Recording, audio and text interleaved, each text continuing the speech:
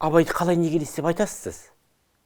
Өзінің жаңа керек жерін бүйтіп фразадан жұлып алады да, ары қарай оның айтпағын тәпсірлемейді, ары қарай аяғына шейін жеткізбейді, сөйтеді да, Абайға жала жабады. Абайдың айтатыны бар: орыстың білімін ғылымын үйрен жеткіз, бұл дүниенің кілті сонда деген жерін алды. Сөйтеді, Абай неге деп шығарды.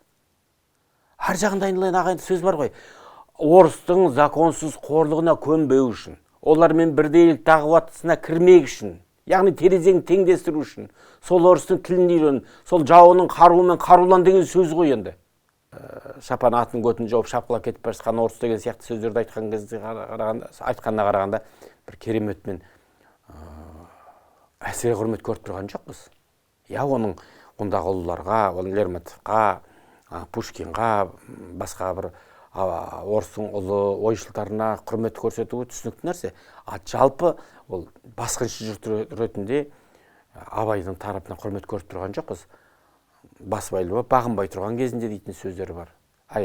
Қазақтың орысқа кіріптар болмай тұрған кезінде дейтін сөздеріне қарағанда, кіріптарлық, басбайлық дейтін нәрсе аса бір адам баласының бір құрметтейтін нәрсесі емес қой.